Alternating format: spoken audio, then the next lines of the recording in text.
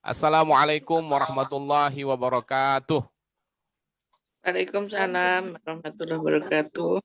Bismillahirrahmanirrahim. Alhamdulillahirabbil alamin.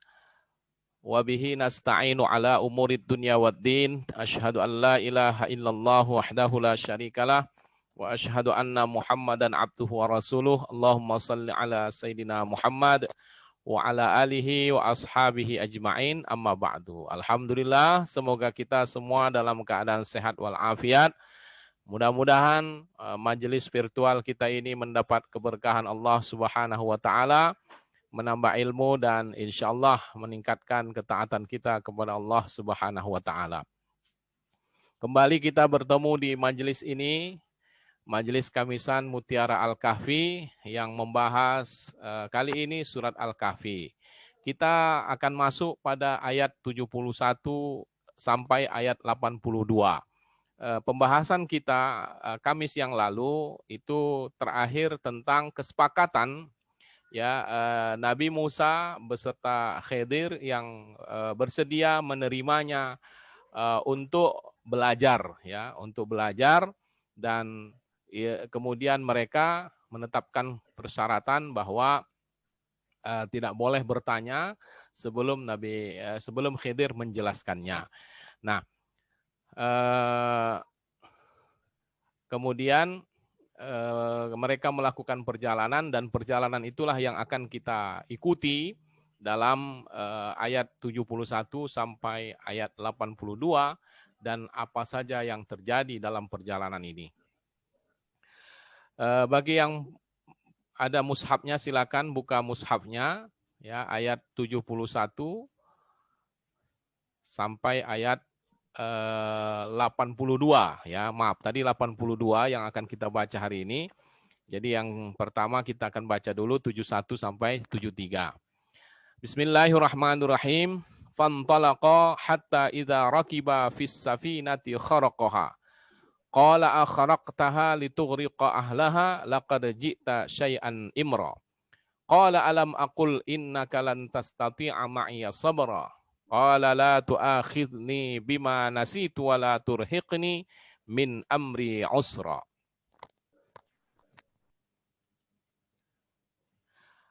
Maka berangkatlah keduanya hingga tatkala keduanya menaiki perahu, dia melubanginya.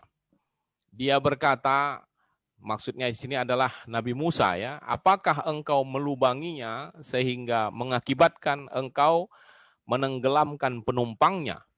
Sungguh engkau telah berbuat sesuatu kesalahan yang besar. Lalu dia berkata, yaitu Khidir berkata, bukankah aku telah berkata kepadamu, sesungguhnya engkau sekali-kali tidak akan mampu bersabar bersamaku. Lalu dia berkata, Nabi Musa berkata, janganlah engkau menghukumku disebabkan oleh kelupaanku, dan janganlah engkau bebani aku dalam urusanku dengan kesulitan. Jadi tadi disampaikan bahwa Khidir akhirnya menerima permintaan Nabi Musa untuk belajar dengan syarat dan kondisi yang telah disepakati. Ya, jangan bertanya ataupun protes terhadap kejadian yang dilihat dan yang dialami sampai nanti Nabi Khidir menjelaskan. Maka berangkatlah keduanya, Khidir dan Nabi Musa berangkat, mereka menelusuri pantai untuk naik perahu. Sedangkan di situ tidak disebutkan yang berangkat itu termasuk pembantunya. Padahal tadi kita tahu sebelumnya Nabi Musa itu ditemani oleh salah seorang asistennya. Nah, dalam kisah perjalanan ini pembantunya itu atau asistennya itu tidak disebutkan ngikut lagi gitu ya.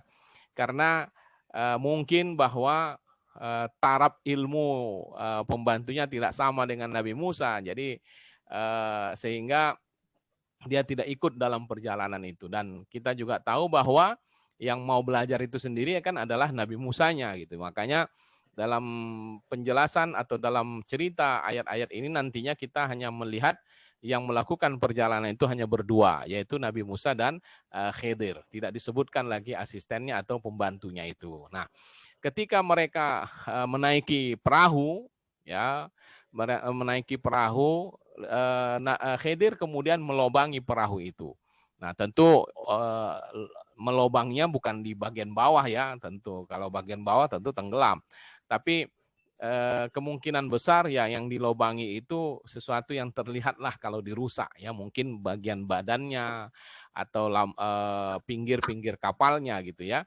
Nah, ini adalah boleh dibilang sebagai ujian pertama yang dihadapi oleh Nabi Musa dalam perjalanannya belajar kepada Khidir. Ya, beliau melihat apa yang dilakukan oleh Khidir tidak sabar untuk dan menurut dia itu tentu keliru dan tidak dibenarkan dalam syariat.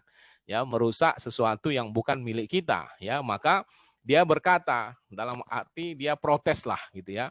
Nabi Musa protes kepada Khidir. Katanya, apakah engkau melubanginya sehingga mengakibatkan engkau akan menenggelamkan penumpangnya? Ya, sungguh engkau telah berbuat kesalahan yang besar. Ya, dia berkata begitu bermaksud Dia bermaksud untuk mengingatkan bahwa apa yang dilakukan oleh Khidir itu sangat bertentangan dengan apa yang dia ketahui. Ya, nah kemudian Khidir mengingatkan kembali ya, dengan maksud mengingatkan kembali kepada Musa apa yang sudah mereka sepakati di awal sebagai syarat dia boleh belajar. Nah, makanya diulang lagi kalimat itu ya, bukankah aku telah berkata sesungguhnya engkau sekali-kali tidak akan mampu sabar bersamaku. Nah, jadi Nabi Khidir mengingatkan kepada Nabi Musa. Lalu Nabi Musa pun sadar dengan kesalahannya, makanya dia berkata, janganlah engkau menghukumku ya disebabkan oleh kealpaanku dan janganlah engkau bebani aku dalam urusanku. Ya, urusan Nabi Musa sendiri dengan Khidir itu adalah keinginan dia dan tekad dia mau belajar gitu. Jadi janganlah dalam proses belajar ini disusahkan atau dibebani lagi gitu ya. Dengan apa? Dengan kesulitan-kesulitan.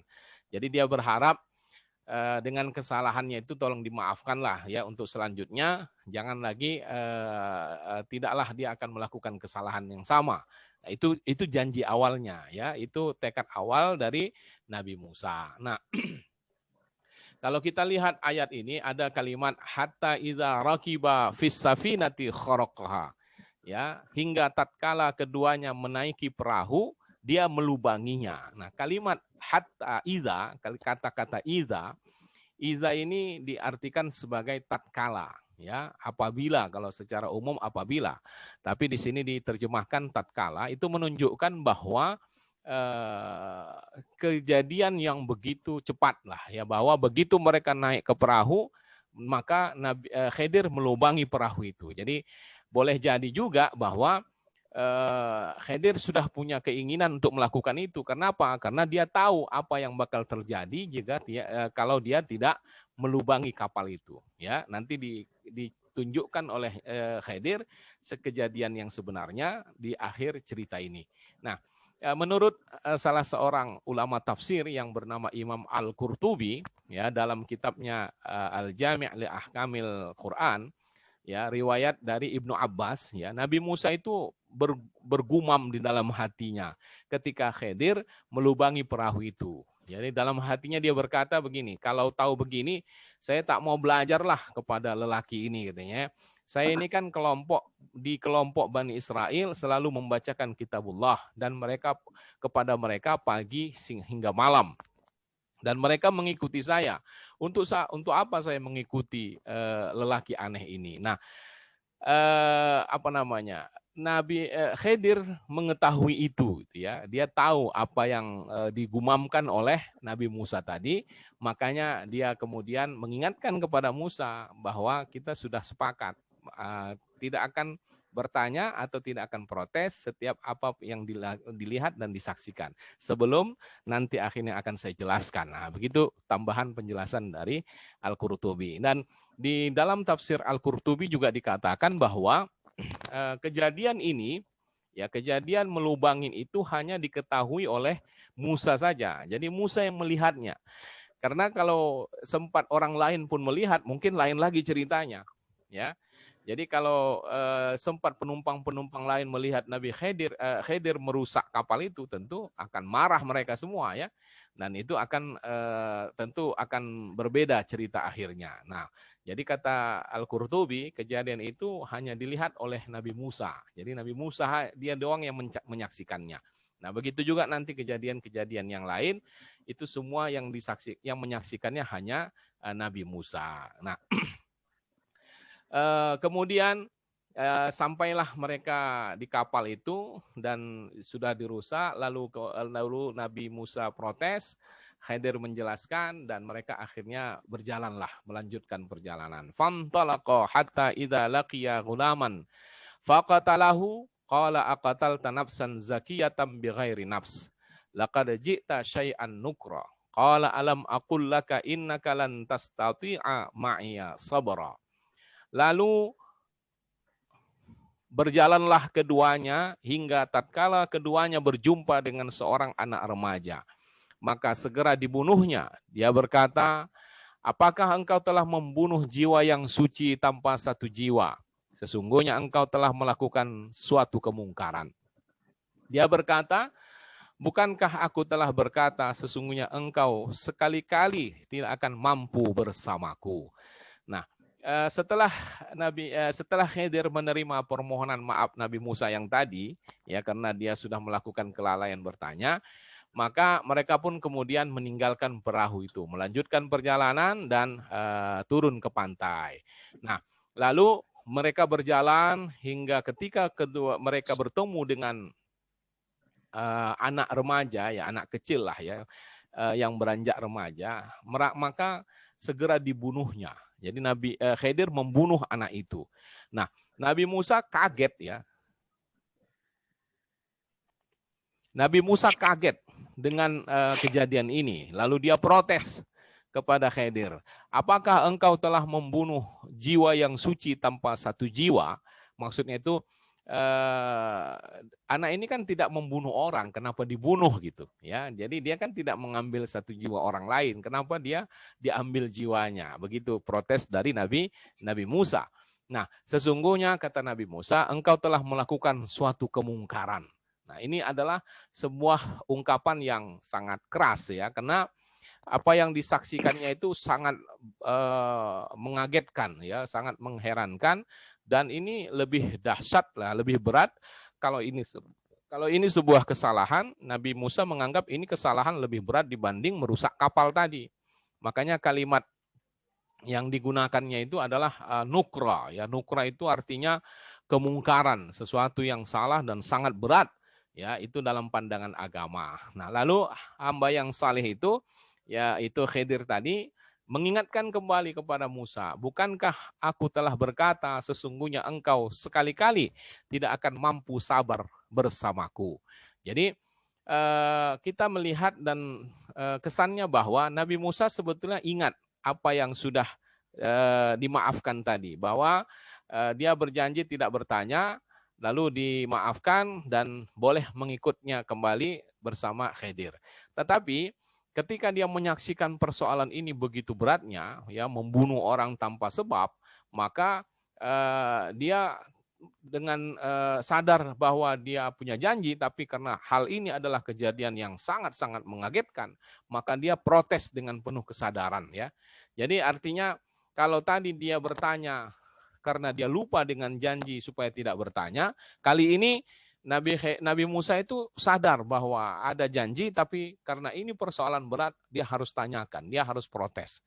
Jadi itu makanya ungkapan yang digunakan oleh Nabi Musa di sini adalah bahwa sekali-kali sesungguhnya engkau telah melakukan suatu kemungkaran, syai'an nukra, ya sesuatu yang sangat salah lah dalam pandangan agama. Nah, sekali lagi ini juga hanya disaksikan oleh Nabi Musa ya, karena kalau juga disaksikan oleh yang lain mungkin akan lain juga ceritanya. Oke. Kemudian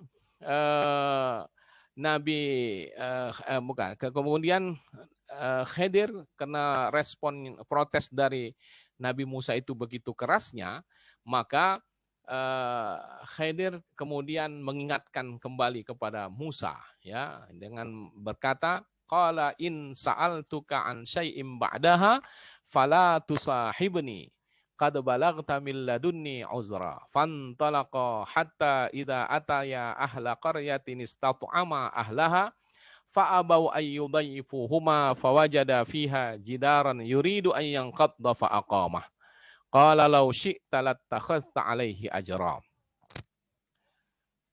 Artinya dia berkata, jika aku bertanya kepadamu tentang sesuatu sesudah ini, maka janganlah engkau menjadikan aku sebagai teman.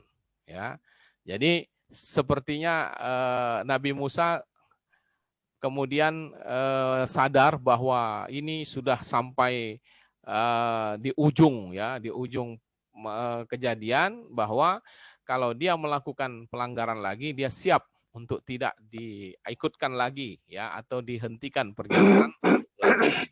Nah, jadi katanya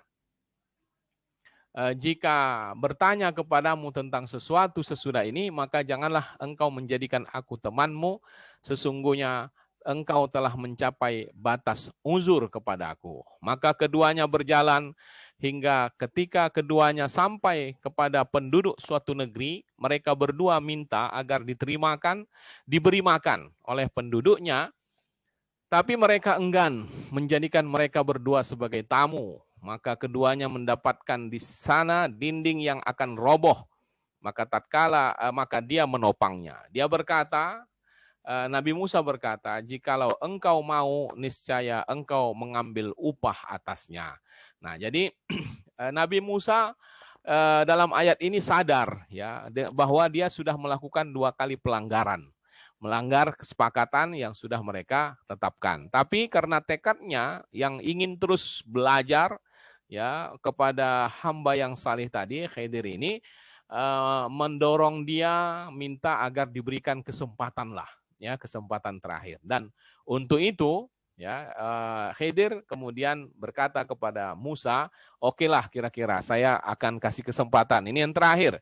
Jika aku bertanya, kata Nabi Musa, tolong kasih kesempatan ya. Kalau aku bertanya juga kepadamu tentang sesuatu nanti setelah ini, maka aku siaplah untuk berhenti dan kita tidak selanjutkan lagi perjalanan ini. Jadi maka atas permintaan ini sekali lagi Khidir mengizinkannya ya, mengabulkannya. Makanya mereka kemudian berjalan ya, mereka kemudian sampai ke sebuah negeri di mana dalam kondisi itu, dalam saat itu mereka kondisinya mungkin sangat lapar ya, sehingga mereka ingin bertamu dan kebiasaan bertamu itu tentu akan dihidangkan makanan dan minuman, tapi ternyata tidak ada yang mau menerima mereka.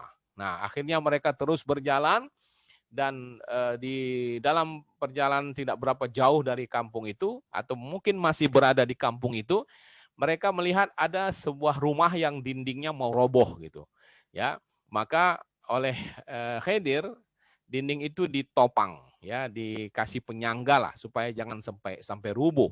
Nah, melihat ini Nabi Musa berkata, jika engkau mau niscaya engkau mengambil upah atasnya. Jadi ayat ini menunjukkan betapa buruknya perilaku penduduk negeri itu.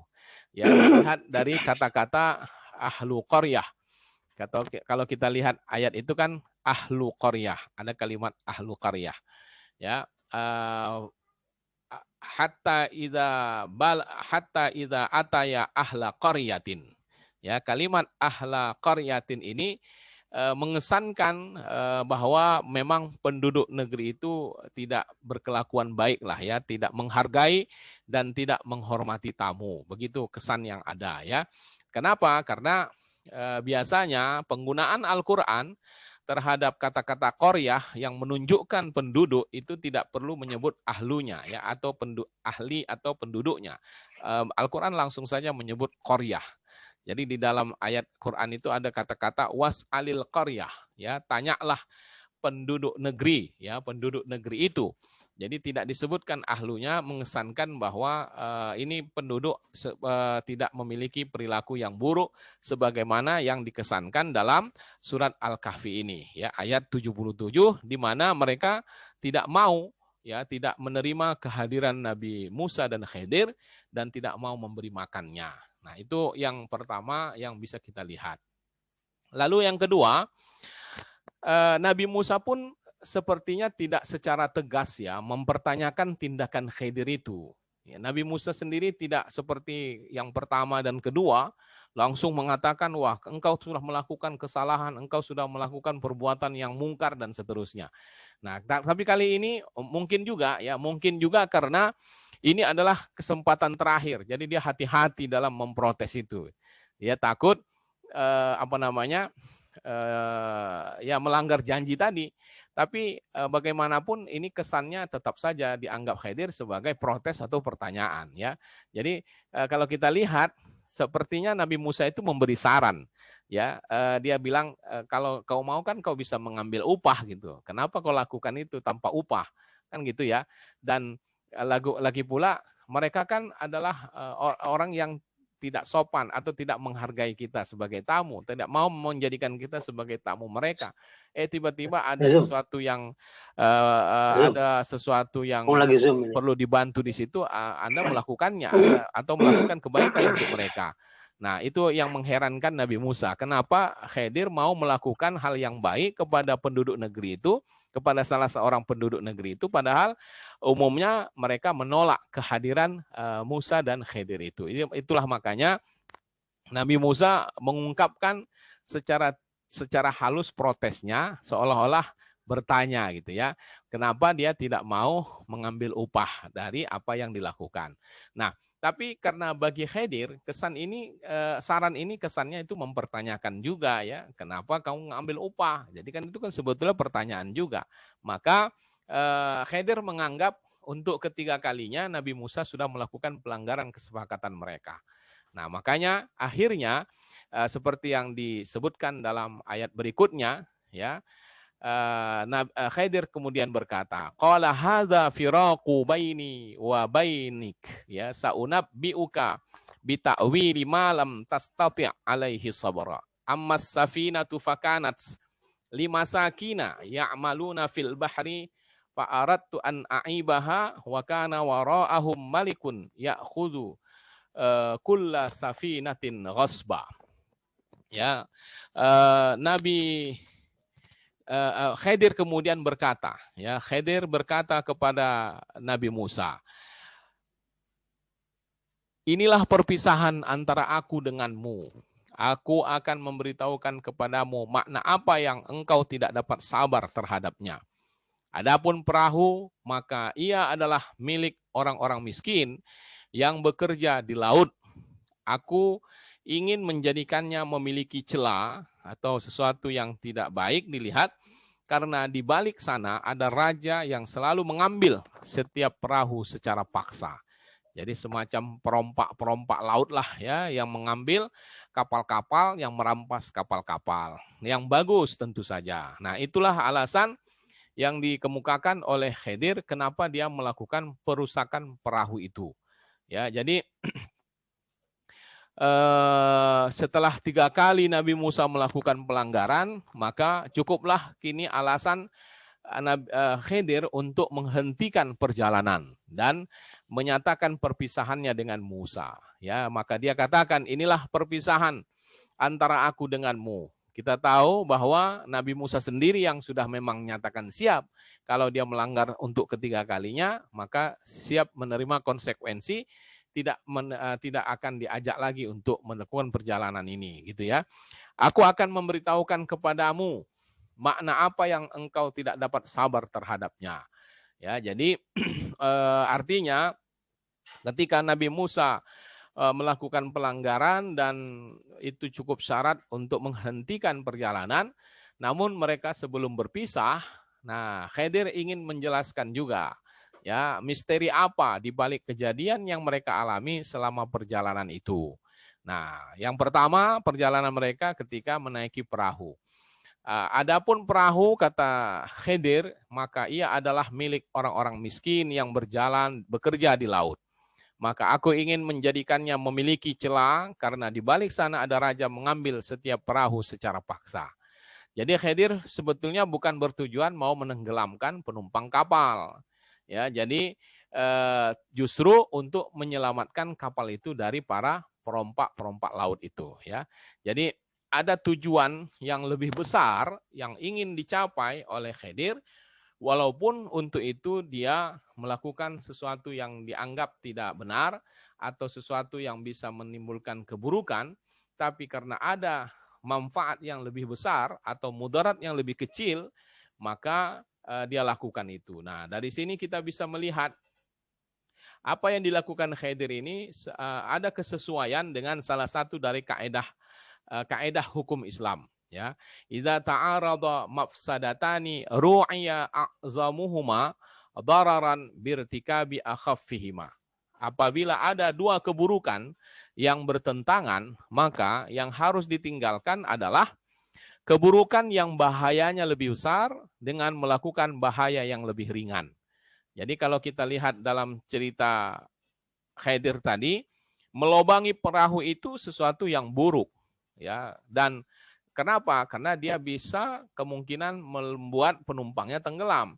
Tetapi ketika di sana ada orang yang akan merampas perahu itu, maka ini juga keburukan dan bahkan keburukannya lebih besar gitu. Maka demi menghindarkan keburukan yang lebih besar itu, ya kita boleh melakukan keburukan yang kecil. Ya, itu maksud kaidah ini. Jadi banyak dalam beberapa kasus hukum, ya, yang berdasarkan kaidah ini yang sebetulnya secara akli atau secara akal bisa kita terima, ya, bahwa kalau ada dua kemudaratan maka pilihlah mudarat yang lebih ringan, ya, pilihlah keburukan yang lebih kecil dampaknya, ya, demi menyelamatkan dari keburukan yang lebih besar. Misalnya dalam kasus lain bisa kita lihat contohnya itu seperti ada orang yang tidak memiliki pakaian yang cukup untuk menutup aurat untuk salat. Kalau dia berdiri, ya, kalau dia berdiri akan terbuka auratnya. Maka ketika itu dia boleh duduk, ya. Padahal orang itu kan salatnya mesti berdiri, tapi karena dengan duduk sempurna auratnya, maka dia wajib duduk gitu. Kenapa? Karena berdiri dengan terbuka aurat itu sangat besar akibatnya, pasti batal salatnya. Sedangkan tidak bisa berdiri karena terbuka aurat, maka dia memilih duduk, itu akan mengurangi pahala karena dia duduk kan, tapi karena manfaat kemudaratan yang besar akan terhindar daripada salatnya dengan duduk, maka dia dibolehkan salat duduk dengan menutup aurat tadi, ya. Jadi itu salah satu contoh lah. Kalau kita mau lihat contoh lain, misalnya boleh merusak, ya, boleh merusak rumah yang untuk menghindarkan yang terbakar gitu. Ada rumah terbakar gitu. Kan kita sering saksikan itu. Ada orang yang rumahnya terbakar, lalu di sebelahnya kemudian dirusak oleh petugas gitu. Demi apa? Demi menghindarkan supaya jangan menjalar ke rumah-rumah yang lain gitu. Ini sebetulnya kaedahnya bisa kita pakaikan seperti ini. Kenapa? Kalau itu rumah tidak dirusak, maka akan lebih besar lagi, ya, akan lebih besar lagi kerusakan yang disebabkan oleh kebakaran itu. Makanya dibolehkan kita merusak rumah yang bisa menyebabkan rusaknya kebakaran yang lebih besar lagi. Itu berbagai contoh dalam kaidah ini, ya. Kalau kita lihat contoh yang lain, misalnya kalau kita bertemu dengan dua bangkai lah, misalnya kita nggak punya makanan, yang ada bangkai kambing dan bangkai babi, maka pilihlah bangkai kambing, walaupun dua-duanya buruk gitu. Tapi tentu lebih buruk lagi bangkai babi gitu ya daripada bangkai kambing. Nah, walaupun kita pada dasarnya tidak boleh, tapi kalau kita berhadapan dengan dua keburukan ini, pilihlah keburukan yang lebih ringan demi menghindarkan dari keburukan yang lebih besar. Nah, itulah yang kira-kira yang dilakukan oleh Nabi oleh Khidir, ya, bahwa dia tidak mau kapal ini dirampas karena ini adalah kapal milik orang miskin yang sebagai mata pencarian mereka. Nah, kalau kapal ini dirampas, tentu akan tidak akan lebih buruk lah keadaan mereka daripada sekedar merusaknya. Jadi dia lakukan perusakan itu supaya tidak dirampas, maka itu seakan ingin menghindarkan kemudaratan yang lebih besar dengan melakukan hal yang salah walaupun dia dengan kemudaratan yang kecil. Itu kira-kira yang bisa kita lihat dalam ayat ini. Kemudian penjelasan berikutnya oleh Khidir tentang anak kecil tadi yang dia bunuh. Wa ammal ghulamu fakana abawahu mu'minaini fakhashina ay yurhiqahuma tughyanan wa kufra. Fa'aradna ay yubdilahuma rabbuhuma khairam minhu zakatan wa aqraba ruhma. Artinya, adapun si anak itu, maka kedua orang tuanya adalah dua orang mukmin dan kami khawatir dia akan membebani kedua orang tuanya kedurhakaan dan kekufuran. Maka kami menghendaki kiranya Tuhan mereka berdua ya mengganti bagi mereka berdua yang lebih baik darinya dalam hal kesucian dan lebih dekat dalam hal kasih sayang. Dalam ayat ini Khidir menjelaskan kepada Nabi Musa bahwa anak yang dihilangkan nyawanya itu memiliki orang tua yang beriman. Khidir atas petunjuk dari Allah merasa khawatir bila anak itu dibiarkan sampai dewasa. Jika dia dewasa, maka dia akan membuat kedua orang tuanya justru menjadi durhaka kepada Allah. Ya, kita tahu kadang anak itu adalah terkadang menjadi ujian ya bagi orang tua. Bagaimana anak bisa menyebabkan orang tuanya celaka, dan itu sudah diingatkan sebetulnya oleh Al-Qur'an. Ya, dalam surat At-Taghabun misalnya ayat 14 kata Allah, ya ayyuhalladzina amanu inna min azwajikum wa auladikum aduwwal lakum fahdharuhum.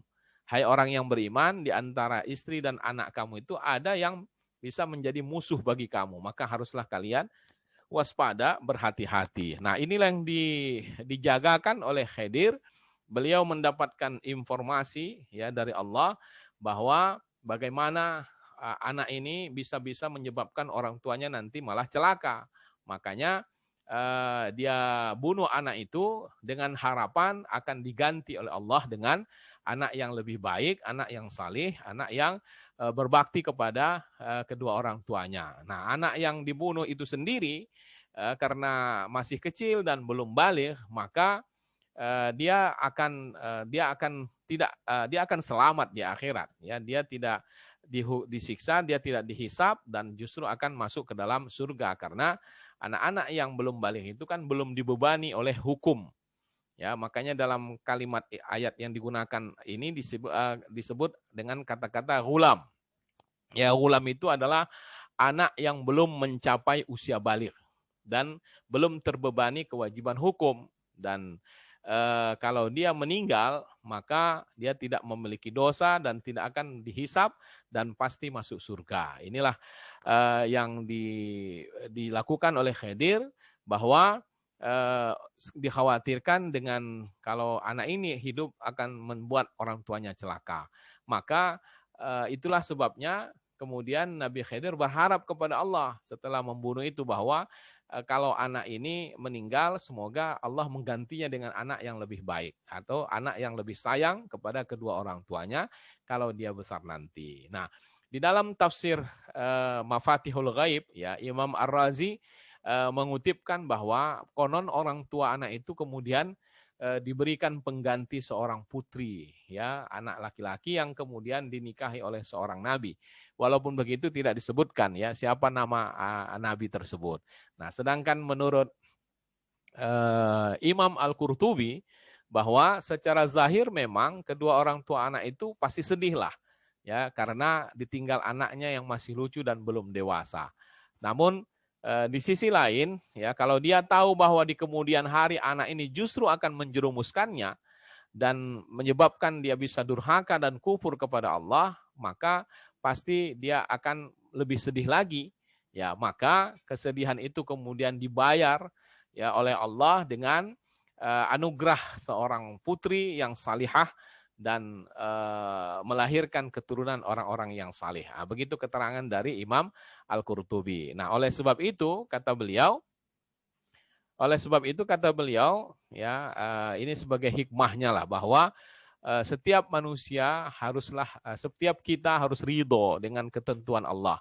Ya, ketentuan Allah yang mungkin secara kasat mata tidak menyenangkan hati kita, ya, tidak membuat hati kita gembira atau membuat kita sedih dan seterusnya, maka kita harus meyakini bahwa di balik kesedihan itu ada rahasia kebaikan-kebaikan yang mungkin Allah sudah siapkan untuk kita. Jadi ketika seseorang ridho dengan apa yang diputuskan oleh Allah, maka Allah akan memberikan pengganti yang lebih baik. Nah, itulah kira-kira yang bisa kita lihat dalam penjelasan dari Khidir terhadap anak yang dibunuh itu. Kemudian beliau melanjutkan penjelasannya untuk masalah dinding yang roboh yang dia perbaiki. Wa ammal jidaru fakana li ghulamaini yatimaini fil madinati wa kana tahtahu kanzul lahuma wa kana abuhuma salihah fa arada rabbuka ay yablugha ashuddahuma wa yastakhrija kanzahuma rahmatan mir rabbik wa ma fa'altuhu an amri dzalika ta'wilu ma lam tasti' alaihi sabra. Artinya, adapun dinding itu adalah kepunyaan dua orang anak yatim di kota itu, dan di bawahnya terdapat simpanan bagi mereka berdua, sedangkan ayahnya adalah seorang yang salih. Maka Tuhanmu menghendaki supaya mereka mencapai kedewasaannya dan mengeluarkan simpanan itu sebagai rahmat dari Tuhanmu, dan bukanlah aku melakukannya itu menurut kemauanku sendiri. Demikian itu makna apa yang engkau tidak sabar dalam menghadapinya. Ini penjelasan Khidir terhadap robohnya dinding lalu dia tegakkan. Jadi Khidir tidak merobohkan dinding rumah itu karena ada wahyu dari Allah agar menyayangi pemilik rumah itu yang ternyata adalah dua orang anak yatim. Nah, orang tua kedua anak yatim itu memang orang baik. Ya, dan Allah tahu bahwa orang tua mereka sangat memikirkan kehidupan anaknya di masa yang akan datang.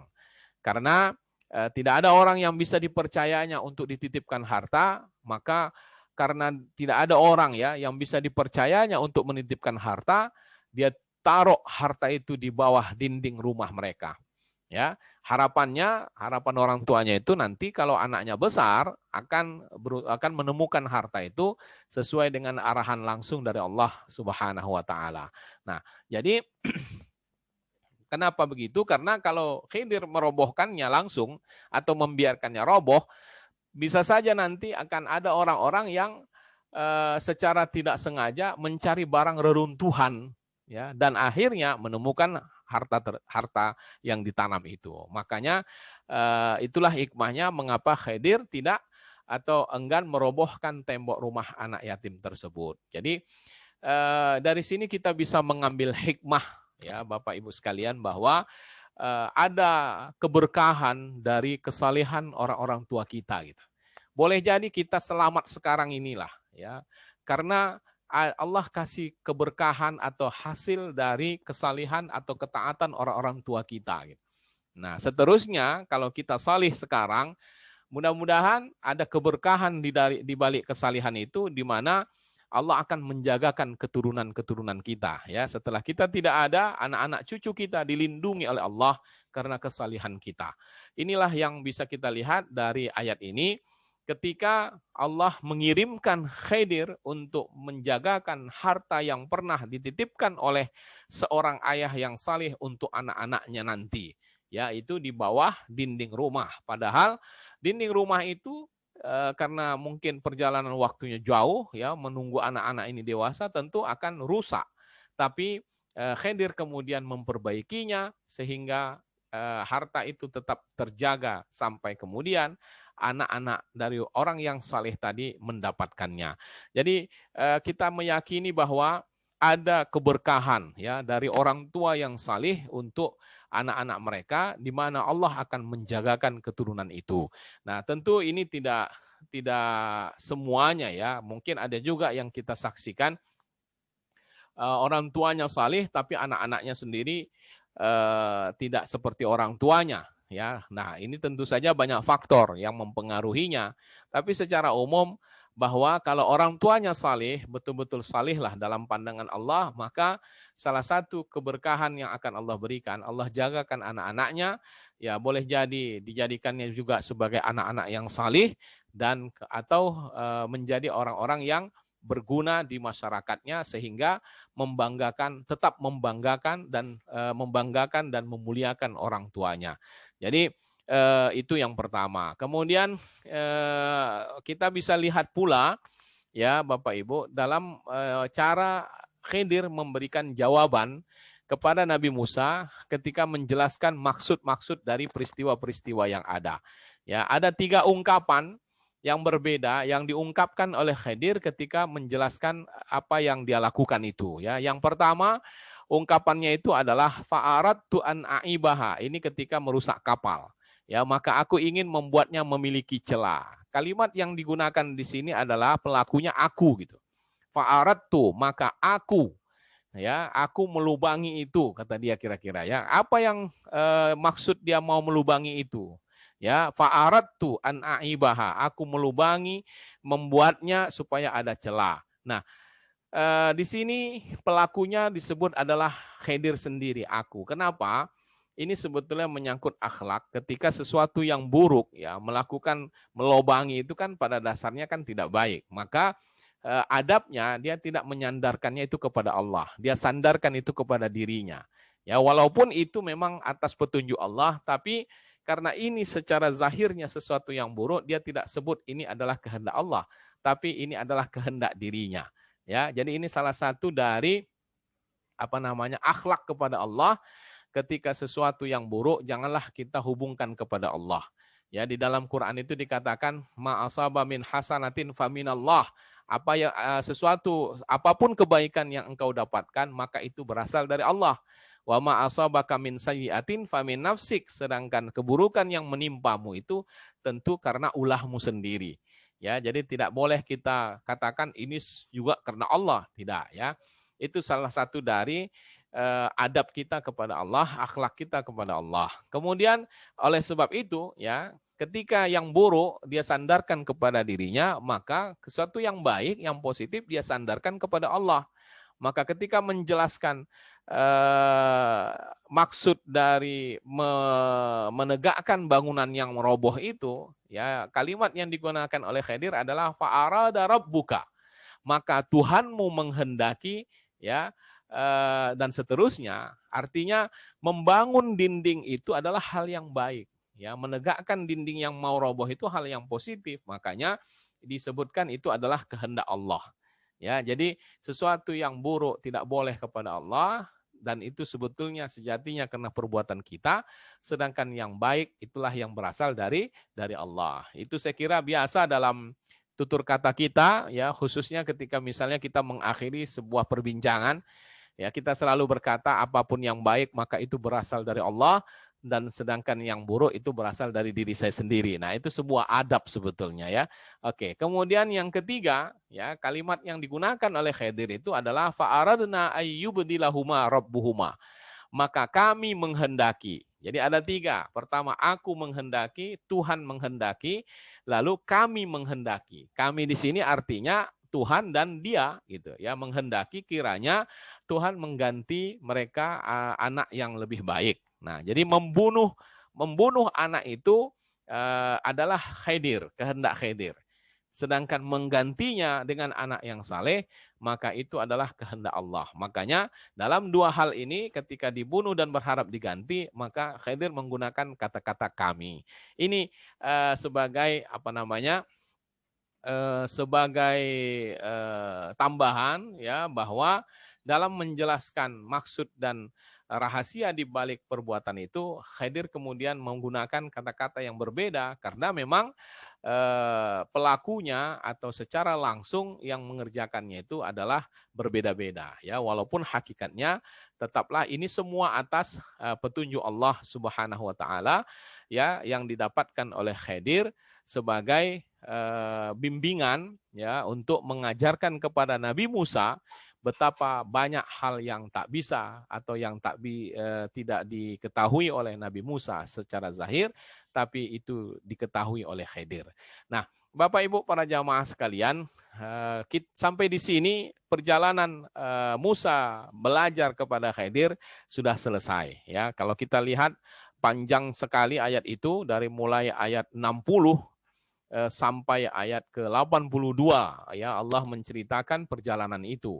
Dalam kisah perjalanan Nabi Musa dalam menuntut ilmu ya. Dan uniknya ya, sebagaimana kisah-kisah di dalam Quran ya, tidak diceritakan kepada kita bagaimana akhir dari nasib Khidir itu ya, apakah dia masih hidup atau tidak ya. Memang ada sih sebagian dari orang-orang yang meyakini Nabi Khidir itu masih hidup, bahkan masih hidup sampai sekarang. Tentu ini sesuatu yang sulit ya diterima oleh akal, maka mayoritas ulama itu menyanggah dan menolak pendapat itu. Ya, karena kalau beliau hidup sampai sekarang sejak Nabi Musa dulu, wah itu kan bisa membuat aneh jadinya ya. Dan kalaupun beliau masih hidup, nah ini dia, yang paling penting alasan itu adalah untuk menyanggah pendapat yang mengatakan Khidir masih hidup, adalah kalau dia masih hidup, tentu dia pernah bertemu dengan Nabi Muhammad dan mengikuti dakwah Nabi. Karena kalau dia masih hidup berarti dia tunduk dengan syariat Nabi Muhammad. Dia akan ikuti dakwah Nabi dan tentu dia sebagai orang soleh akan ikut membantu Nabi dalam dakwahnya. Dan itu tentu tidak pernah terjadi. Makanya mayoritas ulama menganggap Nabi Khidir itu meninggal ya, sudah meninggal. Wallahu a'lam, tidak kita ketahui di mana meninggalnya, kapan dan seterusnya, tapi dia diyakini sudah tidak ada. Nah, adapun cerita-cerita orang-orang, sebagian orang yang mengatakan bertemu Khidir dan sebagainya, bahkan ada amalan ya, yang pernah saya tahu ada yang mengajarkan amalan wirid-wirid untuk bertemu Khidir gitu. Nah, ini tidak didasari oleh dalil-dalil yang sahih. Apalagi ini berkaitan dengan hal-hal yang gaib. Nah, untuk itu tentu harus didasari oleh Al-Quran tentu dan atau dengan hadis Nabi yang sifatnya mutawatir ya, yang betul-betul kesahihannya itu bukan sekedar oleh 1-2 orang tapi lebih banyak orang, sehingga didapatkan keyakinan akan kebenaran dari apa yang disebutkan oleh hadis itu. Dan untuk Khidir ini tidak ada dalil yang sahih yang menyebutkan bahwa beliau masih hidup. Nah, oke. Tapi Bapak Ibu sekalian, terlepas dari itu semua, ya banyak sebetulnya hikmah yang bisa kita dapatkan sepanjang kisah ini. Di antaranya adalah bahwa betapa banyak sebenarnya yang tidak kita ketahui dalam kehidupan ini. Ya, apa yang terlihat secara zahir tidak selalu begitu ternyata setelah terbuka apa yang tersembunyi. Dan sebelum terungkap hal yang sebenarnya, maka oleh sebab itu janganlah kita mudah mengambil kesimpulan atau memponis ya, menyalahkan apalagi karena keterbatasan ilmu yang kita miliki. Nah, ilmu kita itu masih sedikit. Ada satu kisah yang luput dari perjalanan Nabi Musa tadi, ketika mereka sampai di kapal itu ya, ketika mereka sampai di kapal, mereka berdua melihat ada elang yang menukik ke laut untuk mencicipi air laut ya, untuk minum. Nah, disitulah Nabi Musa disampaikan, diajarkan oleh Khidir bahwa seperti burung elang yang menukik ke laut itu untuk meminum airnya, kata Khidir. Ilmu kita hanya sebanyak air yang ada di mulut elang itu. Sedangkan ilmu yang tersisa betapa banyaknya, sebanyak lautan yang tertinggal setelah diminum oleh burung tadi. Nah, jadi artinya sebanyak-banyaknya ilmu seseorang pasti lebih banyak lagi, pasti ada yang lebih banyak. Dan begitulah seterusnya, karena ilmu itu tidak terbatas, ilmu itu banyak sekali, dan sebanyak-banyaknya ilmu seseorang tidak lebih banyak dari apa yang ada di mulut seekor elang ketika dia meminum air laut itu, ya. Jadi semua itu gaiblah bagi kita. Kita tak tahu apa yang tidak kita ketahui hingga Allah kemudian membukakannya.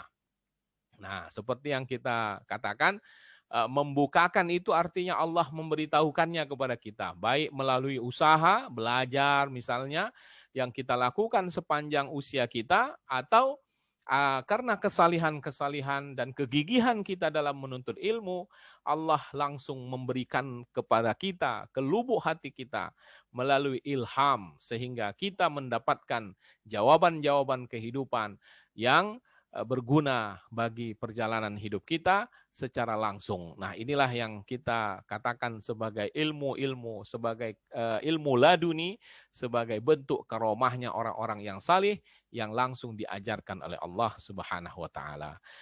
Para jamaah sekalian, bagian akhir yang perlu kita tegaskan di sini bahwa dalam menetapkan sesuatu atau dalam melakukan sesuatu tindakan dalam agama ini tetaplah harus didasari oleh Al-Quran dan Sunnah. Artinya orang tidak boleh melakukan hal yang bertentangan dengan syariah atas dasar ilham atau wangsit yang dia dapatkan dari secara gaib gitu ya. Kalau itu nyata-nyata bertentangan dengan Al-Quran dan Sunnah, maka itu tetap tidak dibolehkan, tetap dilarang ya. Jadi apapun yang kita sebut dengan intuisi, ilham, atau bisikan-bisikan ya yang kita dapatkan, itu sejatinya haruslah diukur dengan kebenaran agama atau syariat sesuai dengan Al-Quran dan Sunnah. Kalau apa yang dipesankan oleh hati kita atau ilham menurut kita yang kita dapatkan berdasarkan ilham itu bertentangan dengan Al-Quran dan Sunnah, maka itu tidak boleh kita ikuti. Nah, itu yang menjadi pelajaran bagi kita bahwa agama ini sudah cukup baik, sudah lengkap ya, sudah lengkap, maka kita tidak boleh menyimpang dari apa yang sudah ditetapkan oleh agama sesuai dengan Al-Quran dan Sunnah Rasulullah Sallallahu Alaihi Wasallam. Demikianlah kajian kita pada hari ini.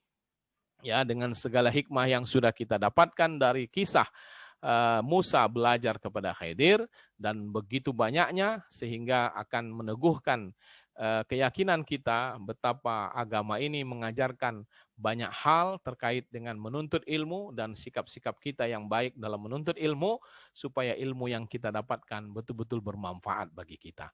Saya kira demikian Bapak Ibu, silakan kalau ada pertanyaan, komentar-komentar atau baik langsung maupun secara boleh di WA di sini atau dibuatkan catatannya chat melalui chat, ajukan pertanyaan, mari kita bahas bersama. Terima kasih.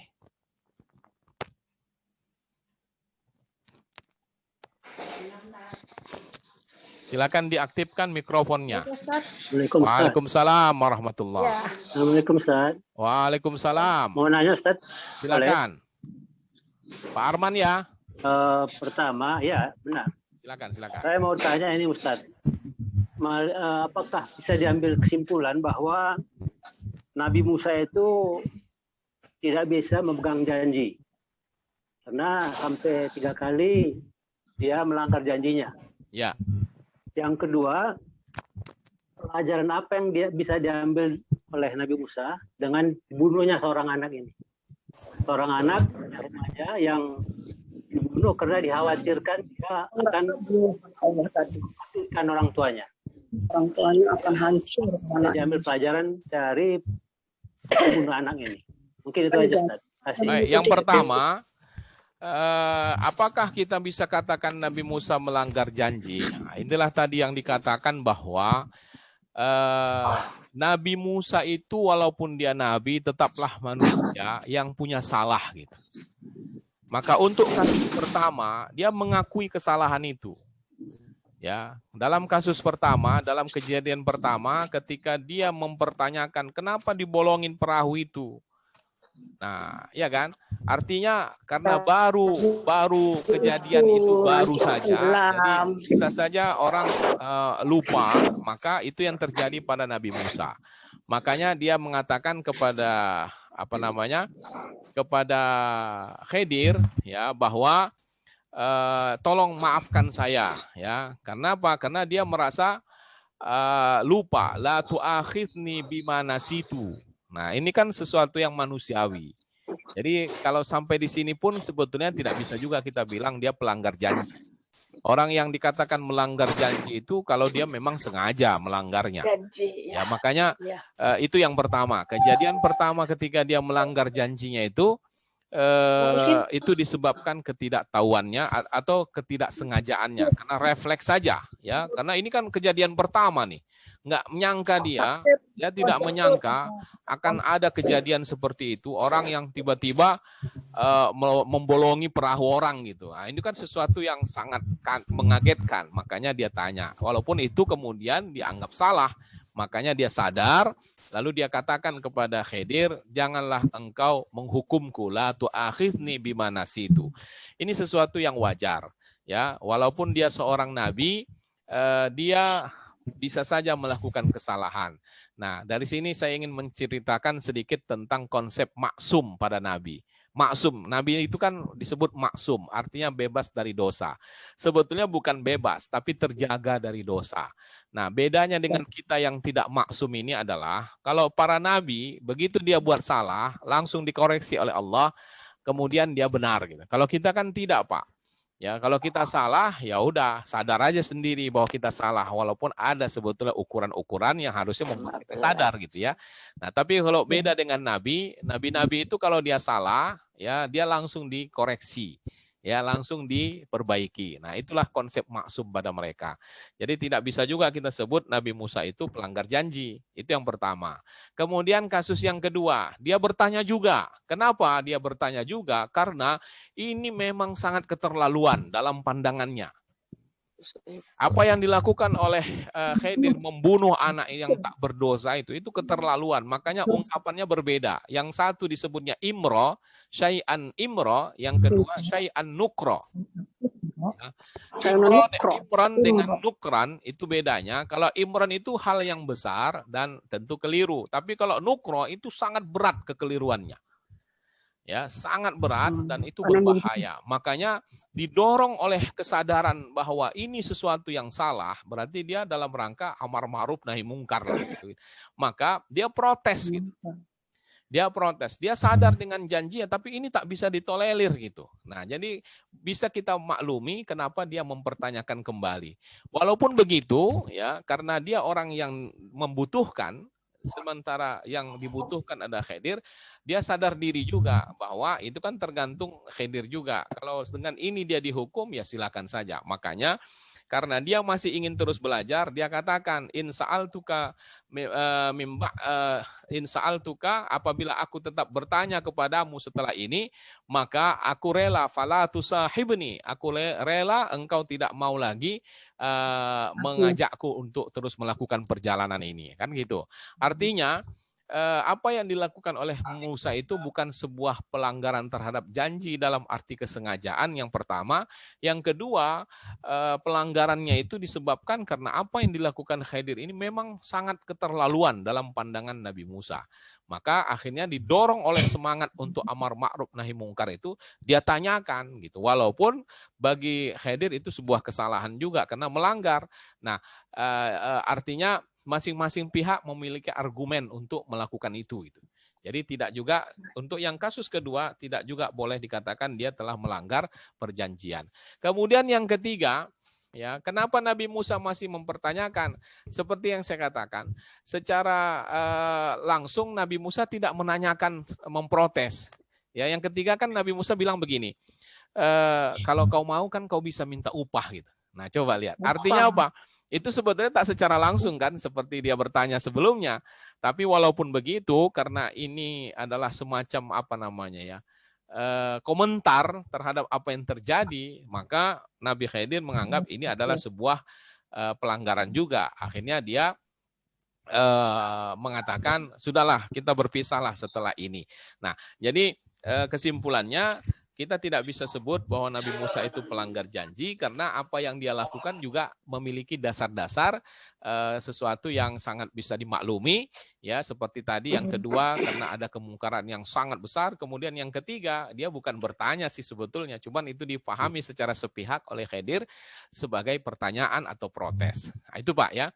Itu yang pertama. Kemudian yang kedua, apa yang bisa diambil pelajaran oleh Nabi Musa dari peristiwa membunuh anak kecil. Nah, di awal ketika Nabi Musa disuruh belajar oleh Allah ya kepada hamba yang saleh ini kan disebabkan bahwa karena Nabi Musa mengaku mengetahui semuanya.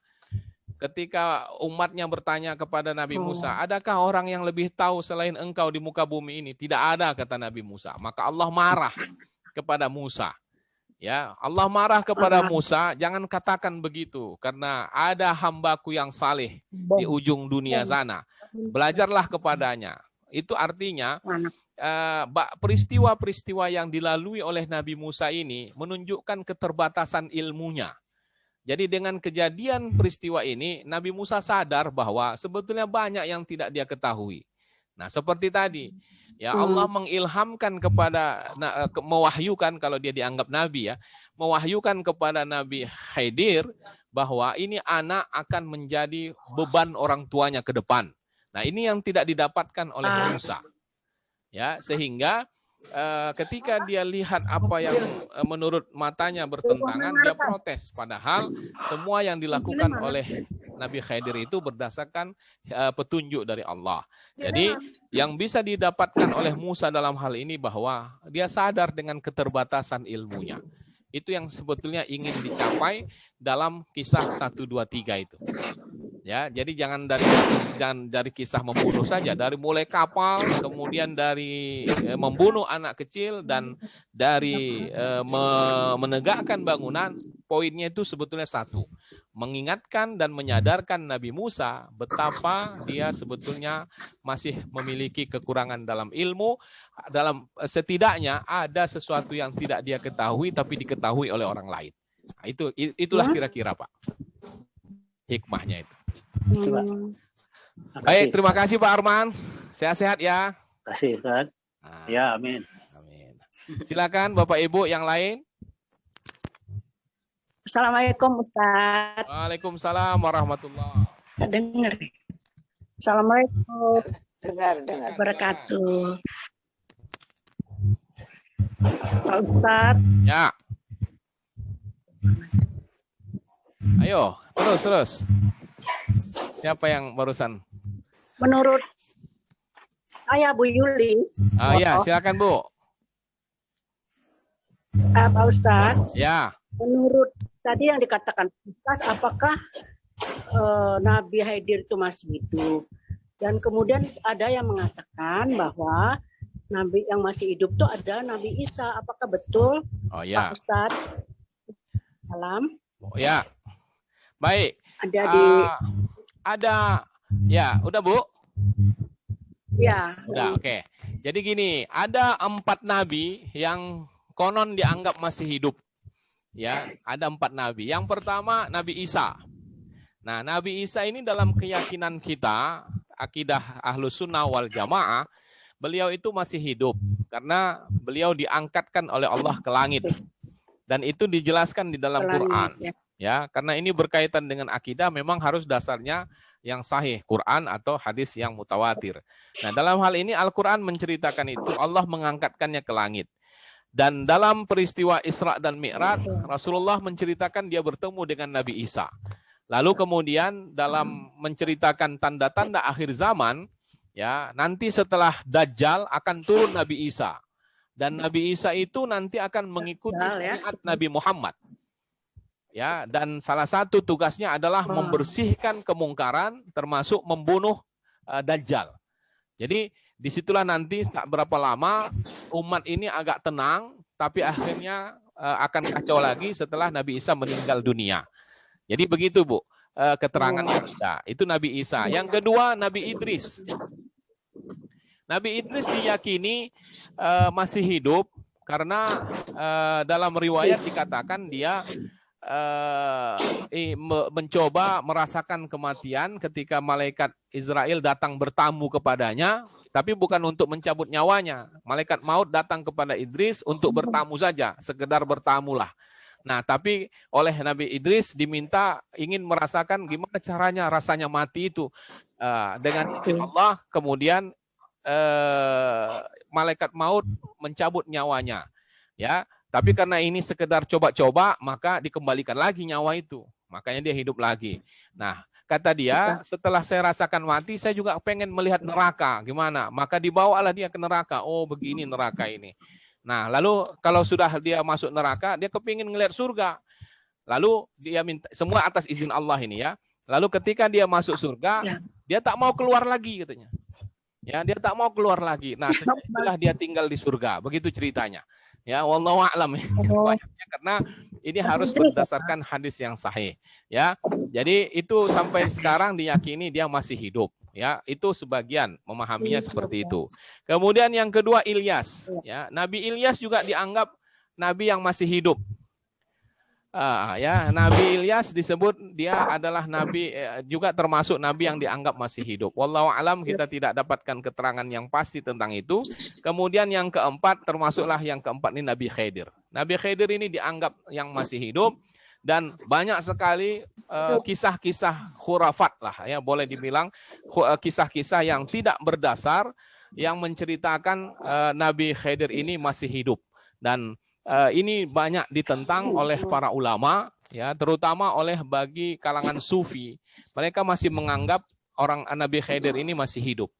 Tapi kalau mayoritas ulama menganggap Khidir itu sudah meninggal dunia, dan yang mengatakan masih hidup itu jauh sekali dari kebenaran. Kenapa? Karena kalau dia masih hidup, ini alasan yang seperti saya sebutkan di awal, maka akan ada ceritanya bahwa dia akan bertemu Rasulullah. Pasti dia akan menemui Rasulullah. Karena dia tidak mungkin tidak mengikuti syariat Nabi Muhammad kalau dia masih hidup. Tentu dia akan bertemu dengan Rasulullah, ya, baik dalam keadaan baik secara nyata atau secara fisik atau non fisik lah barangkali. Tapi setidaknya dia akan bertemu dengan Rasul, ya, dan beriman kepada Rasulullah, melanjutkan perjuangan dan mengikuti dakwah Rasulullah, dan itu tidak pernah terjadi. Makanya Nabi Khidir ini mayoritas ulama mengatakan dia sebetulnya sudah meninggal. Saya kira itu Ibu Yuli. Ya, makasih Ustaz. Baik. Kemudian ada pertanyaan lagi. Saya ingin menjawab pertanyaan yang melalui chat di sini. Assalamualaikum Pak Ustadz. Nabi Khidir tidak marah sewaktu Nabi Musa protes atas apa yang dilakukannya. Tapi sekarang ini banyak guru yang tersinggung dan marah ketika murid bertanya tentang sesuatu yang memang murid merasa bahwa apa yang dilakukan sang guru tidaklah baik. Misalnya guru menegur anak dengan kekerasan, misalnya memukul. Bagaimana harusnya kita bersikap dengan keadaan seperti ini? Ya, mengambil hikmah dari kisah perjalanan menuntut ilmu, ya, antara Nabi Musa dengan Khidir ini, salah satunya adalah Ibu etika atau adab dalam menuntut ilmu atau dalam mengajar, ya. Kita lihat bagaimana sabarnya Nabi Khidir menghadapi Nabi Musa yang dalam pandangannya banyak yang tidak dia tahu. Jadi memang begitulah seyogianya guru itu. Ya, guru itu seyogianya yang namanya mengajar itu kan, yang namanya orang mau belajar itu kan karena tidak tahu gitu. Jadi kalau dia bertanya, kalau dia ingin minta penjelasan atau menegur sesuatu yang mungkin salah, itu kan mungkin saja karena ketidaktahuannya. Ya, jadi kita harus sabar dalam menghadapi itu, tidak emosi, tidak langsung memutuskan proses belajar dan seterusnya, karena itu tidak menunjukkan sebuah sikap pendidik yang baik gitu. Ya, jadi Khidir menunjukkan, mengajarkan kepada kita satu sikap pendidik atau seorang guru yang baik dalam pandangan agama. Salah satu yang harus dia miliki adalah kesabaran dalam menghadapi murid-muridnya. Sebagaimana Musa dituntut untuk sabar oleh gurunya, maka gurunya sendiri juga menunjukkan kesabaran dalam menghadapinya. Ya, akan menjadi lucu lah kelihatan. Di satu sisi Khidir mengharapkan Musa sabar untuk belajar kepada dia, sementara Khidir sendiri tak sabar menghadapi Musa, kan menjadi aneh gitu.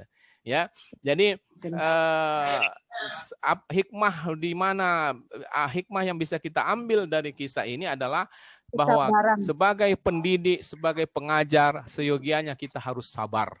Ya, makanya ada satu pesan para guru ya sejak dulu mengajarkan kepada kita dalam mengajar itu 10 kali kita menjelaskan kepada seorang murid, anggaplah dia belum tahu gitu. Kenapa? Karena yang namanya mengajar sampai kapanpun itu adalah sebuah proses, bahwa yang diterima atau yang diajar bisa menerima apa yang diajarkan itu tidak semudah apa yang dibayangkan oleh seorang guru, karena prosesnya itu kan bisa berbeda satu sama lain. Jadi kalau kita mengatakan bagaimana sikap seorang guru, maka kita bisa belajar dari sikap Khidir dalam menghadapi Musa. Dan bagaimana sikap seorang murid yang baik, maka belajarlah seperti Nabi Musa yang walaupun dia pernah melakukan kesalahan, dia mengakui kesalahan itu dan tetap mau belajar gitu. Ya, jangan gara-gara ditegur langsung berhenti belajar, jangan juga gitu ya. Jadi dua sikap lah, sikap sebagai murid, sikap sebagai guru, bisa kita ambil pelajaran dari kisah Nabi Musa dan Khidir ini. Saya kira begitu Ibu Sri. Terima kasih pertanyaannya. Silakan. Ya, terima kasih Pak Ustadz. Sama-sama. Ibu Sri Agustini ya maksudnya. Berikutnya baru Ibu Sri Suwartini. Kok hilang? Silakan Ibu. Ya. Silakan. Saya ya? Silakan. Ya, silakan Bu. Assalamualaikum warahmatullahi. Waalaikumsalam warahmatullahi. Tadi yang mau saya tanyakan sudah terjawab itu. Oh, sudah. Alhamdulillah. Ya, mau tanya silakan. satu lagi. Ya, terima kasih. Alhamdulillah. Silakan yang lain, Ibu Noni, Ibu Tuti. Silakan Ibu Tuti, apa kabar? Sehat? Ibu Giran, ada Pak Ujub. Musa itu sombong ya, dia merasa Pak Arman juga ya. Pak Hasan, Ibu Haji Tabrani juga yang ada. Pintar selain saya kan gitu. Ya, silakan. Ustadz, apalagi? saya sedikit mau tanya. Ustadz. Silakan. Saya, Ibu Tuti. Ya, silakan. Ya, enggak, saya tuh enggak ngerti sampai sekarang. Kenapa selalu kalau kita kepepet berungsing atau masalah gitu, cobalah baca Al-Kahfi. Dengan Al-Kahfi kita akan menjadi tenang. Kenapa orang memakai surat Al-Kahfi itu untuk menenangkan hati? Itu aja. Oh, gitu. Iya. Banyak yang menasihatkan itu. Banyak yang menasihatkan itu ya? Iya, saya nggak ngerti kenapa. Oh gitu. Putus. Iya, jadi halo. Ya, kedengeran. Jadi secara umum Al-Qur'an itu adalah obat, Ibu. Ya, secara umum Al-Qur'an itu adalah obat. Obat hati. Ya, syifaun lima fis sudur kata Al-Qur'an. Bahwa Al-Qur'an itu adalah obat apa saja yang sedang dialami oleh hati kita. Ya, jadi kalau hati kita gelisah, baca Al-Quran, insya Allah akan merasakan ketenangan. Itu secara umum. Nah, lalu kemudian dalam beberapa keterangan diperkuat lagi ya dengan hadis-hadis Nabi yang menceritakan ada surat-surat tertentu yang bisa kita amalkan untuk mendapatkan ketenangan yang lebih banyak lagi. Yaitu salah satunya adalah memang surat Al-Kahfi ini, walaupun secara langsung tidak disebutkan ya secara eksplisit ya, tetapi secara implisit lah, secara tersirat menjelaskan itu. Misalnya ada hadis Nabi yang mengatakan siapa yang membaca surat Al-Kahfi ya malam Jumat terutama, maka akan Allah pancarkan cahaya ya untuknya antara dirinya hingga Baitul Atiq. Baitul Atiq itu artinya Ka'bah gitu. Ya, Itu satu. Yang kedua, misalnya hadis Nabi yang mengatakan, siapa yang membaca Al-Kahfi di hari Jumat akan dipancarkan baginya cahaya antara 2 Jumat. Nah, cahaya ini kan sesuatu yang menerangi, ya, yang kalau kita boleh luaskan makna menerangi, tentu sesuatu yang selama ini gelap, lalu kita baca Al-Kahfi akan terang gitu. Ya, lalu sesuatu yang sulit kita baca Al-Kahfi akan menjadi mudah. Sesuatu yang berat dari hati, kita baca Al-Kahfi akan membuat hati kita menjadi ringan. Itulah makna cahaya itu. Jadi bisa kita pahami seperti itu, sehingga maklum kita kalau misalnya dalam keadaan galau, sedih, kita disarankan sebagian dari teman-teman untuk baca Al-Kahfi, ya mungkin karena terkait dengan keterangan-keterangan dari Nabi yang disebutkan tadi. Jadi ada benarnya dan ada baiknya. Tapi walaupun tidak demikian, secara umum Al-Quran itu sendiri adalah semacam obat dalam hati. Ketika hati kita gelisah, hati kita susah, hati kita sakit, kita selalu berpikir buruk tentang orang, ya bacalah Quran. Nah, kira-kira begitulah maknanya, Ibu. Ya, baik. Silakan, ada yang lain? Ya, betul. Terima kasih. Sama-sama, Bu. Bu Said, Pak Adi, Pak Chandra, ya, Ibu Sri Wahyu, Ibu Ratna, ya, Ibu Sugira, saya sambil ngabsen nih. Ibu Asmawati dari Malaysia, Ibu Lasmi, Bu Bas, Ibu Mina, silakan Pak Haji, Bu Haji, Bu Ati, Ibu Giran. Ya. Ya, silakan. Assalamualaikum. Waalaikumsalam. Mau nanya, Tat. Silakan. Adanya kan itu saya salaman sama mantu itu udah bisa wudhu, itu batal nggak? Menantu mahram kita, Ibu. Mahram itu artinya orang yang yang tak boleh kita nikahi. Berarti tidak batal wudhu kita kalau bersentuhan dengan mahram. Menantu itu termasuk mahram yang abadi. Sampai kapanpun tak boleh kita nikah dengan menantu. Menantu tak boleh menikahi mantan mertua gitu. Kalau mantan gitu, tetap tak boleh ya, walaupun sudah mantan. Oh, nggak boleh. Iya, karena dia adalah muhrim yang abadi. Jadi mahram itu ada 2, mahram yang abadi, mahram yang sementara. Dalam bahasa fikihnya itu mahram mu'abbad, mahram ghairu mu'abbad.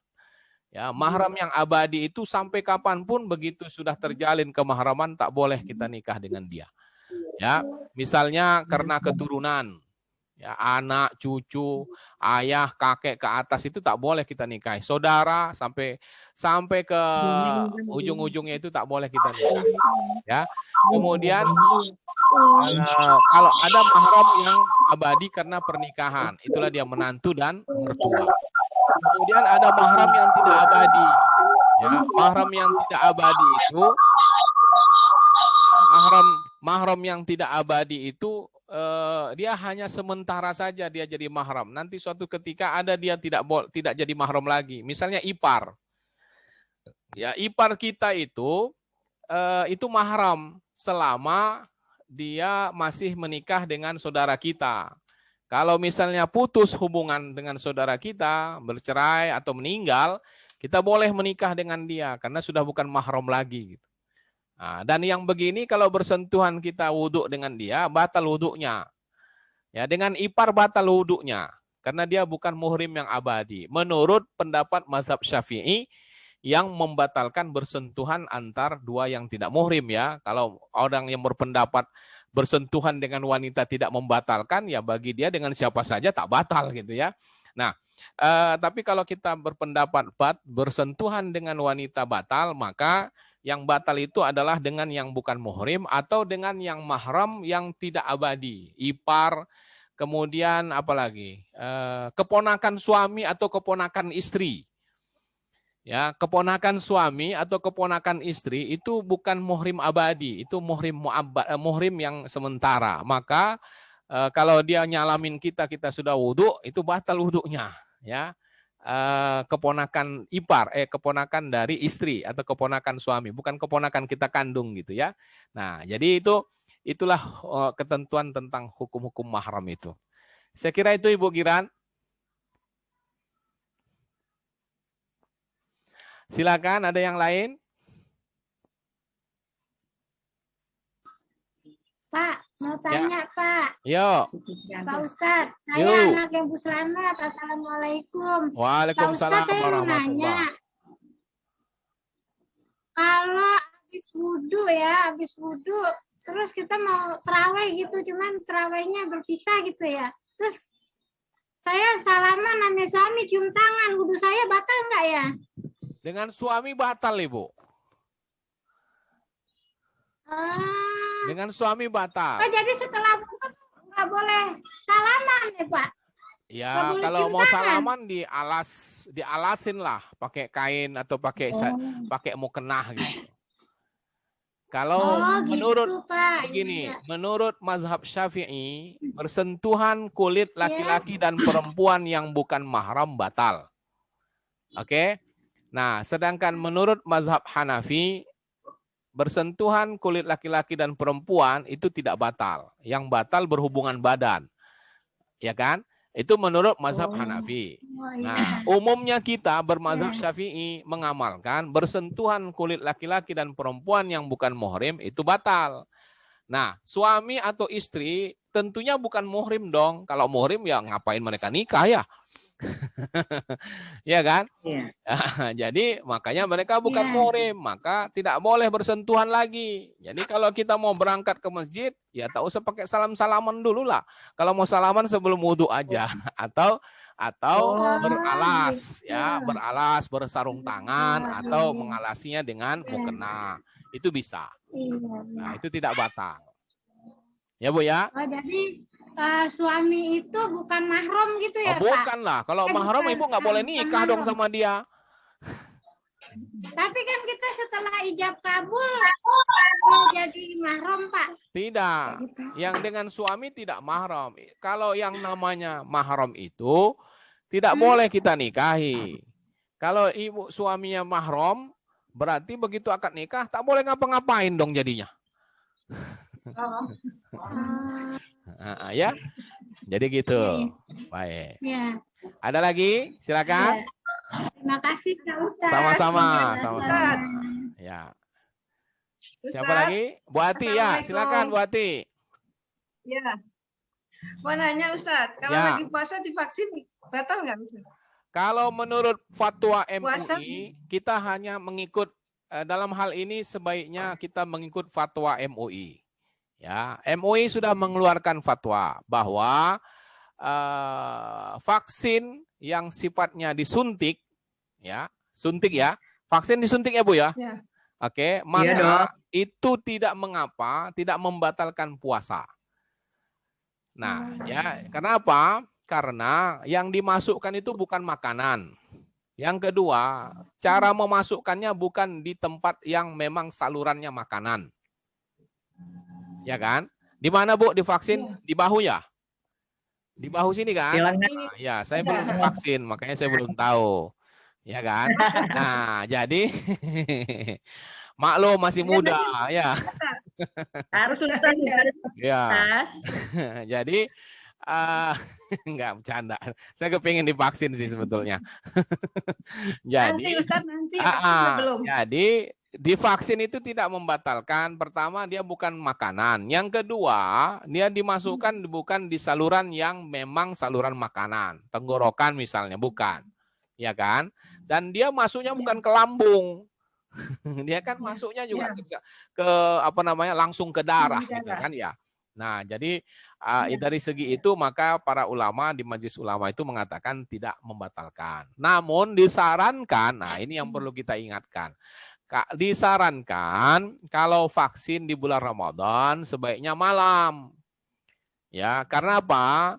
Karena dikhawatirkan begitu kita vaksin mungkin kita lapar, mungkin kita haus, mungkin kita loyo, mungkin kita berdampak macam-macam sehingga kita bisa antisipasi langsung. Kalau kita sedang berpuasa divaksin tiba-tiba habis itu kita jadinya pusing kepala, lemas, apa segala macam.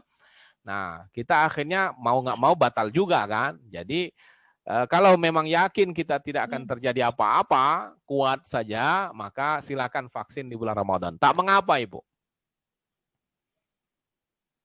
Kecuali Ibu minta vaksinnya dari mulut. Makasih Ustaz. Ada lagi Ustaz? itu hilang hausnya. Jangan ya.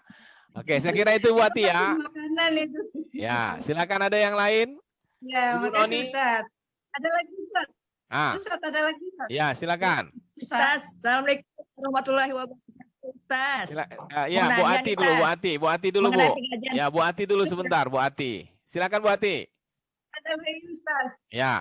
Ya, kalau taraweh nggak di masjid, itu ada doanya nggak? Dua rakaat doa gitu Oh nggak? iya. Kayak di masjid itu. Sebenarnya membaca salawat, membaca doa-doa di sela-sela taraweh itu sebetulnya tidak keharusan dalam sholat taraweh. Ya, jadi kalaupun kita tarawehnya terus begitu salam naik lagi berdiri lagi, langsung kerjakan lagi 2 rakaat berdiri lagi, begitulah seterusnya, tidak ada sholawat, tidak ada doa-doa, tak mengapa. Itu memang disusun untuk dalam rangka memberikan semangat, mensyiarkan sholat taraweh di masjid-masjid. Ya, jadi kalau kita kerjakan taraweh itu sendiri tidak pakai sholawat itu ya sah-sah saja. Tidak ada pengaruhnya lah dengan kesahan dari tarawih kita. Ya, supaya lebih semangat dan berpahala juga kan membaca salawat, membaca doa, memperbanyak doa, itu saja. Saya kira itu sekedar tambahan saja. Ya, Bu ya? Oke. Silakan Bu Noni. Ya, makasih Ustaz. Ya, assalamualaikum warahmatullahi wabarakatuh. Waalaikumsalam warahmatullahi wabarakatuh. Ya. Mau nanya ini, pengajian kita di bulan Ramadan berlanjut nggak, Tas? Ah, ya. Pertanyaan pertama.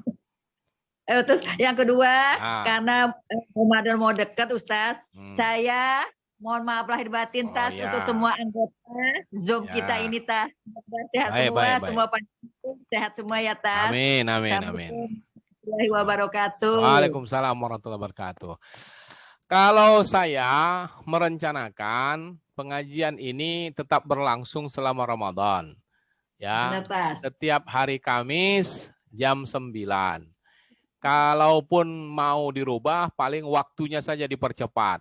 Ya, mungkin jam 8. Tapi saya takut ibu-ibu pada sibuk masak kali ya jam 8 ya. Belum, Tas. Masa kasihan. Hah? Masakan Oke lah, kalau begitu ya udah, saya memutuskan akan tetap jam 9 sampai jam 10-11 kita seperti ini. Ini ayat Al-Kahfi ini sudah sampai ke 82, jadi sekitar 20 ayat lagi ya, 20 ayat lagi atau 110 ya. Berarti 28 ayat lagi. Kalau saya melihat tema yang ada di 28 ayat itu ada sekitar habis ini kan Zulkarnain. Ya, habis ini Zulkarnain, Ya'juj dan Ma'juj, kemudian sekitar 3 kali lagi. Ya, sekitar 3 kali lagi selesailah surat Al-Kahfi ini. Ya, selesai surat Al-Kahfi, maka kita bisa masuk ke surat yang baru. Nah, mungkin selama Ramadan kita bisa selesaikan Al-Kahfi ini. Saya berharap begitu, supaya nanti setelah Lebaran kita istirahat dulu sejenak, setelah Lebaran kita mulai lagi dengan surat yang baru.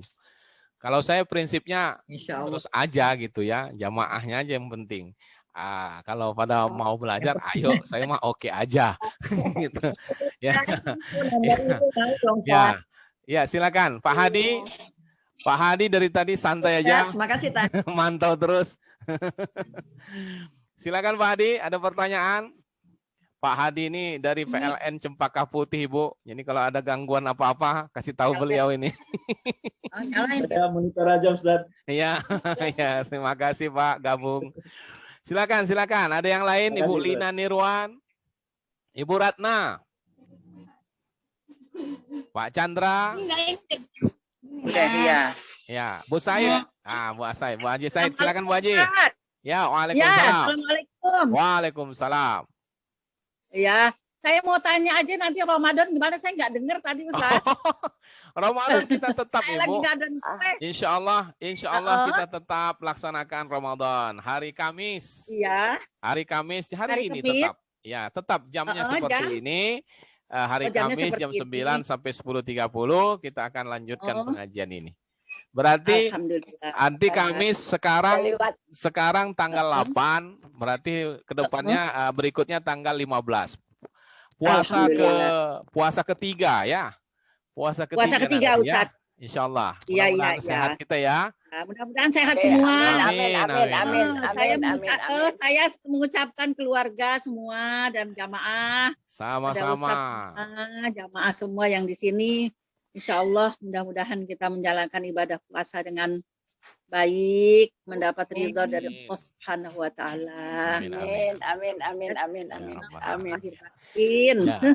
Ya, Jaga makasih Bu Haji. kesehatan Ibu semua Bapak. Iya Ustaz ya, Ya. gitu aja Ustaz. Yo, terima Ya, kasih. Assalamualaikum warahmatullahi wabarakatuh. Waalaikumsalam warahmatullahi wabarakatuh. Silakan ada pertanyaan lain, Ibu Pak Adi. Ya, Bu Adi, Bu Endang, ada pertanyaan? Silakan. Oke lah. Kalau memang tidak ada, saya kira kita cukupkan dulu sampai di sini. Memang kisah Nabi Musa dengan Khidir ini adalah sebuah kisah yang syarat hikmah dari berbagai aspek ya. Terutama dalam hal pendidikan. Saya membaca banyak sekali artikel-artikel pengamatan atau hasil analisa penelitian beberapa ahli mengambil hikmah dari kisah Musa dan Khidir ini dalam kaitannya dengan aspek pendidikan. Nah, ya memang kalau kita lihat yang terjadi itu adalah dalam rangka mengajarkan sesuatu dan sikap seorang penuntut ilmu.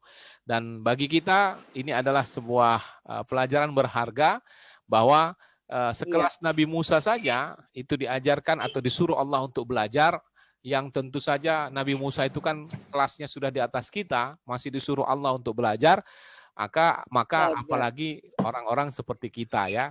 Maka teruslah belajar dan mudah-mudahan ketika kita belajar setidaknya ada ilmu yang bertambah. Ketika kita mengamalkan ada keberkahan yang diberikan Allah dalam bentuk pengetahuan-pengetahuan baru yang itu insya Allah akan membuat kita semakin istiqomah dalam mengamalkan agama. Saya kira itu yang bisa kita bahas pada hari ini. Mudah-mudahan bermanfaat. Menjelang Ramadan tinggal beberapa hari lagi. Sekarang tanggal 8, insya Allah kita akan masuk Ramadan itu tanggal 13, hari Selasa depan, hari Selasa. Ya, saya juga minta maaf pada kita semua yang hadir. Ya, sekaligus terima kasih saya. Ya, terima kasih buat kita semua. Dengan keterbatasan belajar seperti ini, kita masih bisa terus melakukan menuntut ilmu. Mudah-mudahan ilmu yang kita dapatkan bermanfaat. Ya, mudah-mudahan kita semua senantiasa dilindungi Allah Subhanahu wa taala, diberkahi hidup kita, ya anak cucu kita, keluarga kita, dan mendapatkan keridhaan Allah selalu sehingga apapun yang kita lakukan dan yang kita kerjakan senantiasa memberikan kebaikan dan keberkahan dalam kehidupan kita. Sekali lagi terima kasih. Kita cukupkan sampai di sini. Mari sama-sama kita baca doa kafaratul majlis. Subhanakallahumma wa bihamdika asyhadu an la ilaha illa anta astaghfiruka wa atubu ilaik. Wassalamualaikum warahmatullahi wabarakatuh. Waalaikumsalam warahmatullahi wabarakatuh. Terima kasih Pak Ustadz. Sama-sama Bu. Izin live. Izin live. Belajar.